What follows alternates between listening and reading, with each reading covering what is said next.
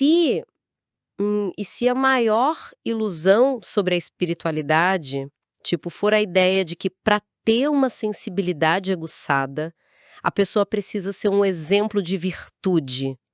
Nossa, essa é uma pergunta que mexe com muita coisa. Mexe demais. Hoje a nossa exploração vai, assim, quebrar esse estereótipo ao meio. Porque, olha, nós vamos descobrir por que possuir uma capacidade transcendental tem tanto a ver com ser um santo quanto ter um bom par de pulmões. Exato. É uma comparação excelente. Porque durante muito tempo, a cultura popular misturou isso.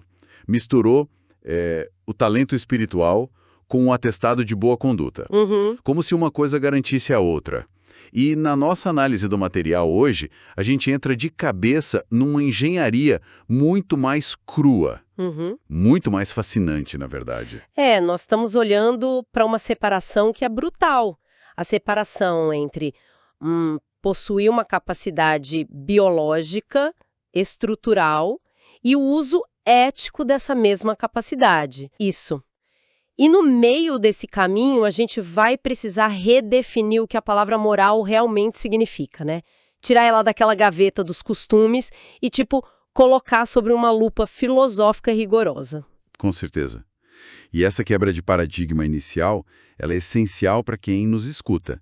Porque a gente tem uma tendência de romantizar as capacidades humanas. Nossa, muito. A gente faz isso o tempo todo. É tipo, se alguém pinta um quadro lindíssimo, a presunção imediata é que a pessoa tem uma alma imaculada. O que, convenhamos, a história da arte já provou que não é bem assim, né? Exatamente. E se alguém atua como um canal de comunicação entre dimensões, a presunção é a mesma, uma elevação espiritual automática. Mas quando a gente disseca a mecânica da coisa toda, a realidade se mostra puramente técnica. Puramente técnica. Tá, então vamos desempacotar isso. Como que funciona essa infraestrutura na prática? Bom, a infraestrutura para que um transe ocorra com qualidade, por exemplo, ela não depende de orações bonitas. Uhum. Ela depende de uma tríade que é altamente instável. É o indivíduo que serve de canal, a pessoa que dirige o processo e o ambiente. Ou seja, as mentes que estão ali ao redor. É tipo montar um estúdio de gravação, né? Perfeito, é bem isso. Se o microfone é bom, mas, sei lá, o técnico de som é desatento ou a sala não tem isolamento acústico nenhum. O resultado final vai ser ruído. Exato. Independentemente da boa intenção de todo mundo que está ali dentro. Com certeza. E aí que entra a questão do hardware biológico da coisa. A grande aptidão. Ah, sim, o hardware. Porque a grande sacada dessa mecânica do material é que não adianta forçar a barra, né? Não, de jeito nenhum. Se a pessoa tem uma estrutura celular, uma estrutura energética voltada para fenômenos físicos, tipo movimentação de um objeto, Certo. mas ela não tem aquela fiação neural e sutil para psicografia, a escrita simplesmente não vai acontecer. E o mais doido é que isso não é um prêmio, não é um castigo, não é demérito nenhum. Exato. É uma configuração de fábrica. É um planejamento que vem antes da própria vida. E a palavra fiação que a gente acabou de usar descreve isso com perfeição. Uhum. A gente precisa tirar esse fenômeno do campo místico e colocar na biologia. Na física. E uma biologia muito mais ampla, né? Porque quando a gente analisa a premissa de que a faculdade se radica no organismo, não estão falando só de carne e osso. Não, não mesmo. Esse hardware, ele inclui a matriz energética, o perispírito. Isso. E o ponto onde a maioria das análises escorrega é tratar o corpo físico e o perispírito como duas coisas completamente separadas, como se tivesse um muro de concreto entre eles. E não tem. O conceito central aqui é que essas dimensões elas se interpenetram a nível subatômico. É alucinante pensar nisso. Muito. Se existe, por exemplo, uma estrutura como a glândula pineal no cérebro físico, ela não é uma criação isolada da biologia material. Uhum. Ela é tipo um reflexo direto, né? Uma cristalização daquela pineal que já está operando lá no perispírito. Exatamente. As coisas acontecem ao mesmo tempo. Então, captar uma frequência não é uma mágica que flutua no ar. Não cai do céu. Não, é um processo físico. A energia atinge a matriz perispiritual, que, por sua vez, aciona a contraparte física. Ela vai descendo a voltagem, né, daquela informação até que o cérebro físico ele consiga, de fato, traduzir. Isso, e esse rebaixamento de voltagem, ele exige uma estrutura que seja muito bem construída. Os órgãos sensoriais, as conexões sinápticas, tudo isso atua como um transdutor de frequências. É um aparato fisiológico. Mecânico. E aí a mente usa essa máquina para se manifestar. Exato. Eu adoro pensar nisso como nascer com uma estrutura de cordas vocais de um cantor de ópera. Excelente analogia. Porque, olha, a ressonância natural, o espaço ali na laringe, a capacidade do pulmão, ou a biologia te deu aquilo ou não deu. Sim, a estrutura está lá ou não está. E o talento vocal em si, por mais maravilhoso que seja, ele não define, assim, absolutamente nada sobre o caráter de quem canta. Nada. A biologia é completamente cega. Cega. A pessoa pode usar essa voz linda para, sei lá, alegrar pacientes num hospital infantil, mas também pode usar para discursar e liderar um culto extremista perigoso. Exatamente. A ferramenta não tem bússola moral, seja a laringe, seja a glândula pineal. E isso levanta uma questão importantíssima para a nossa exploração de hoje. Qual? Se a biologia é só uma máquina neutra, quem ou o que está lá no volante puxando os freios da ética? Ah, sim. A passagem da mecânica para a mente. Exato. É nesse ponto que a investigação do material nos obriga a separar a influência do indivíduo em duas partes: a parte intelectual e a parte moral. O famoso capítulo 19 contra o capítulo 20 lá da obra de base, o Livro dos Médiuns. Isso, porque a primeira barreira que qualquer sinal enfrenta ao passar por essa máquina humana é o animismo, a influência puramente psíquica e intelectual. O filtro da cabeça da pessoa, né? Exato. O cérebro físico e o perispiritual limitam a mensagem. Se a mente da pessoa tem um vocabulário restrito, por exemplo, Faltam palavras, faltam conexões. faltam conexões cognitivas sobre um assunto específico. A informação passa por ali, mas ela sai truncada. É tipo um tradutor que só entende o básico de um idioma, tentando interpretar uma palestra super complexa sobre astrofísica. Perfeito. O gargalo ali é puramente técnico, de conhecimento. Só que aí é que tá, esse gargalo técnico é só a pontinha do iceberg. A verdadeira quebra de paradigma que o texto base traz é outra. É a desconexão absoluta entre essa capacidade técnica e o desenvolvimento moral. Espera aí, vamos focar nisso porque isso é gigante. Quer dizer que o ato de, por exemplo, treinar a psicografia todo dia até a letra ficar boa não tem nada a ver com ser uma pessoa elevada? Nada. Absolutamente nada. A resposta que a fonte traz é um não bem peremptório. Isso quebra muito aquele estereótipo de que quem tem essas sensibilidades é automaticamente um santo. É chocante, na verdade. A força dessa distinção, ela não pode ser subestimada, sabe? É literalmente o fim da imunidade presumida. O fim da imunidade. Gostei desse termo. Porque o fato de alguém conseguir acessar níveis mais sutis de percepção não torna essa pessoa infalível. Pelo contrário. É a mesma coisa que o uso das nossas mãos, né, que o texto usa como exemplo. Exatamente. As mãos são um milagre evolutivo incrível da nossa biomecânica, mas elas não são boas ou más por si mesmas. Um par de mãos realiza uma cirurgia cardíaca complexa, salva uma vida. E essas mesmas mãos podem cometer um crime violento, segurar uma arma. Com certeza. O aprimoramento técnico de um grande cirurgião ou até de um batedor de carteiras na rua exige dedicação e exige treino físico. A ferramenta executa o comando que vem de cima. O que dita o resultado final é o operador da máquina. O operador. Nossa, e isso transfere um peso assustador para o operador, né? Muito peso.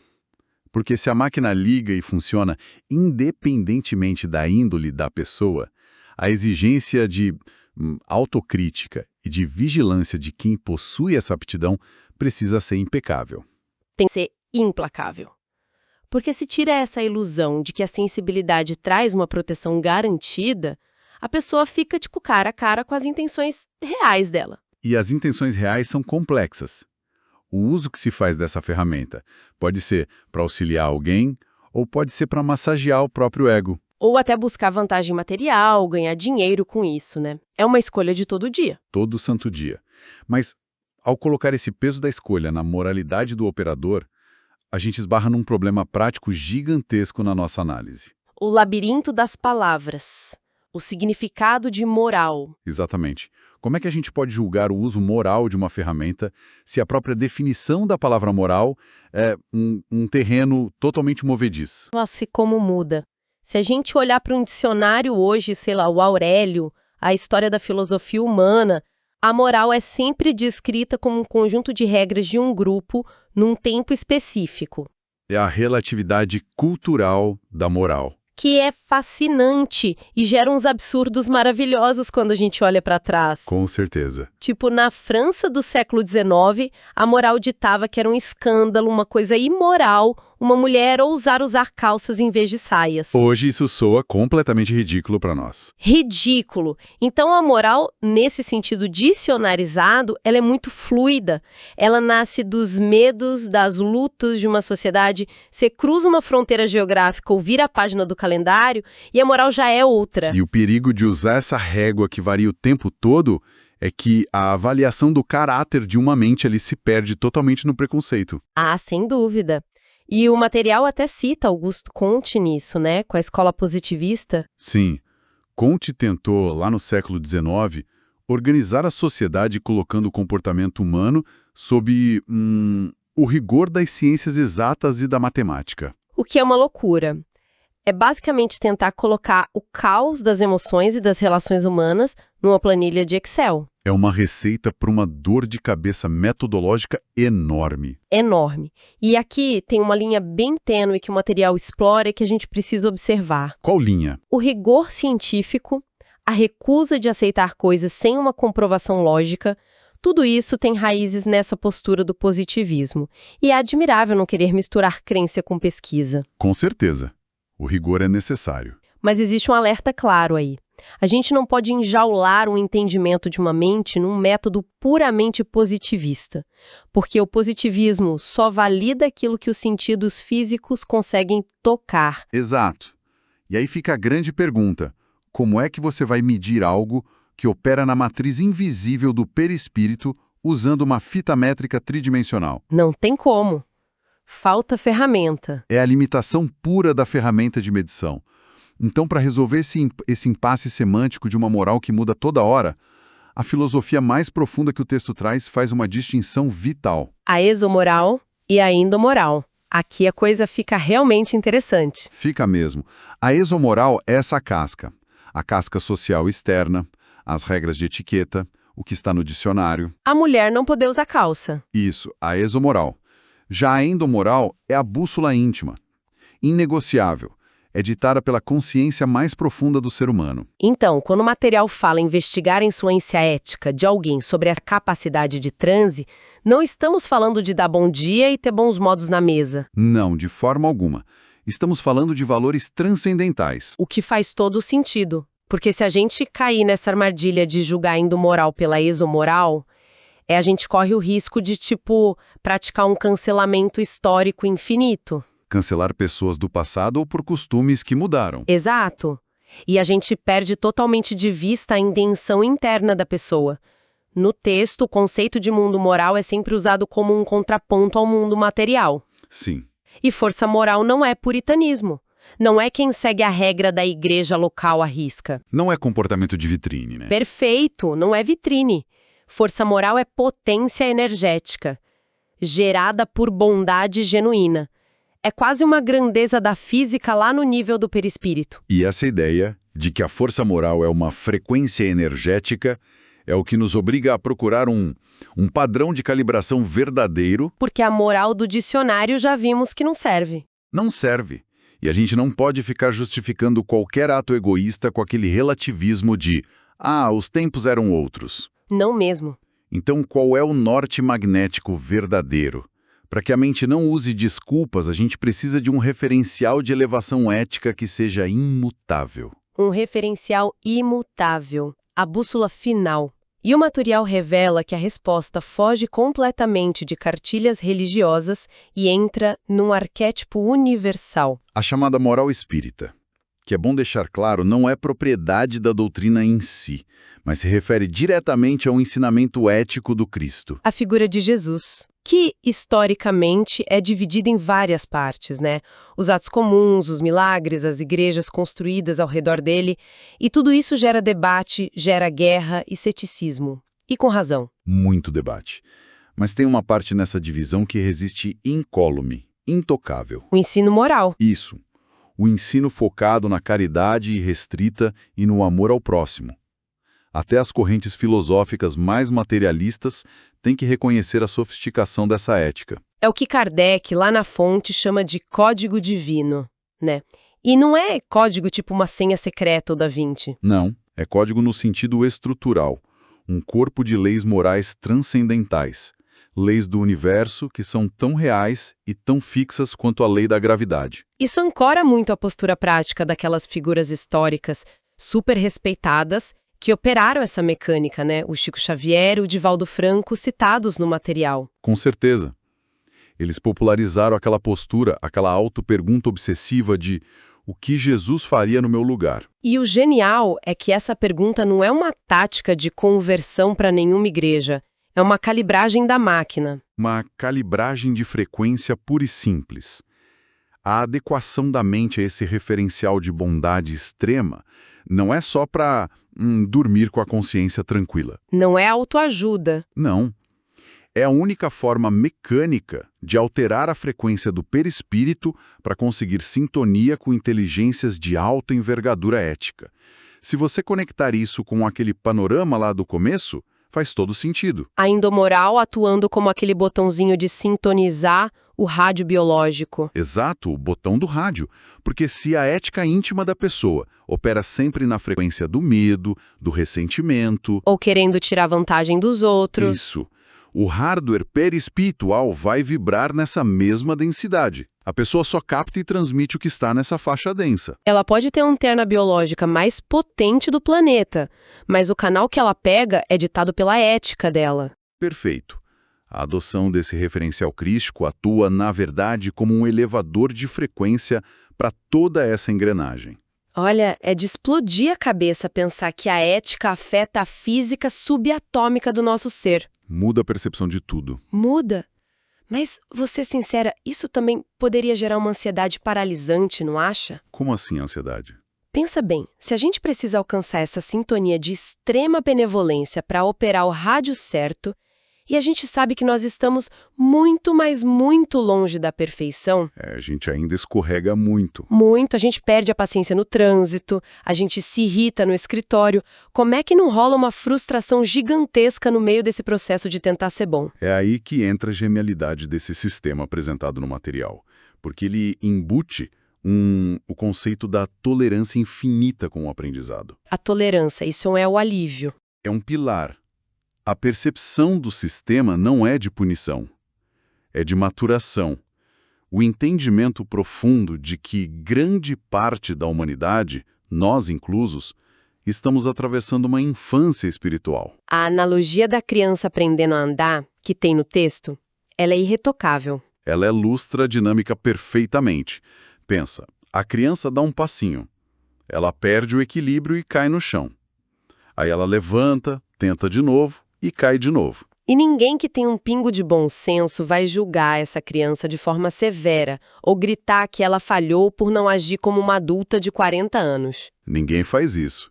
A gente aplaude o esforço dela dar o passo. A gente não condena o tombo. Exatamente. A conduta infantil dela é super compreensível e compatível com a biologia e a motricidade dela naquele momento. Do mesmo jeito, as nossas atitudes imaturas, os nossos arrobos ali de egoísmo diário, fazem parte dessa mecânica de aprendizado da endomoral. A gente está se debatendo para entender a nossa bússola, substitui a punição severa pela paciência com o próprio processo. Isso, mas, atenção, isso exime a pessoa da culpa que paralisa, mas não deixa a pessoa se acomodar. A responsabilidade continua lá. Continua. É um ajuste contínuo de dentro para fora. O que puxa a gente de volta agora para o chão da realidade de quem está ouvindo a gente hoje. Vamos trazer para o cotidiano. Por que dissecar toda essa mecânica maluca, essa diferença entre o hardware e a ética, entre perispírito e a física, importa para alguém que, assim, não tem o menor interesse em mediunidade ou em transe? Importa porque a revelação que fica nas entrelinhas é que ninguém escapa de ter essas faculdades biológicas e energéticas em algum grau. Estamos todos no mesmo barco. O simples fato de existir num corpo interpenetrado por uma energia sutil já coloca todo mundo no jogo. Todo mundo. A intuição sutil que você tem no meio de uma reunião de negócios, ou aquela empatia profunda quando você escuta o desabafo de um amigo. É o mesmo encanamento, né? A mesma estrutura de captação que a gente tem discutido. A mesmíssima estrutura. Então, o desafio de calibrar esse uso não acontece só numa sala silenciosa de meditação. Acontece no trânsito, acontece no jeito que a gente negocia o aluguel, na maneira como a gente reage a quem frustra as nossas expectativas. O verdadeiro laboratório de testes da nossa frequência moral é a convivência social no dia a dia. É aí que a endomoral se prova. Então, o que tudo isso significa no final das contas? Para a gente amarrar essa nossa exploração de hoje com uma provocação. Acho que o resumo da ópera. Nós começamos tentando separar a máquina mecânica da intenção. Vimos que a biologia não passa recibo de santidade para ninguém. Longe disso. Mas também nós vimos que essa bússola interna focada no tal código divino, no bem comum, não é só poesia filosófica. Ela é a força mecânica e estrutural capaz de mudar a vibração da matriz do perispírito. Que é o que molda o corpo físico. Exato. Molda o reflexo denso que a gente chama de corpo. Então, se os valores que ninguém vê, os nossos pensamentos diários, afetam as engrenagens mais sutis do nosso ser hoje, O que isso quer dizer para o amanhã? até que ponto a nossa clareza mental, as nossas limitações ou até as doenças do corpo físico de amanhã já não estão sendo, neste exato momento, silenciosamente esculpidas pela qualidade ética da nossa moralidade de hoje? É uma responsabilidade biológica e espiritual enorme. É a grande provocação. Fica a reflexão para cada um de nós processar nos próximos dias. E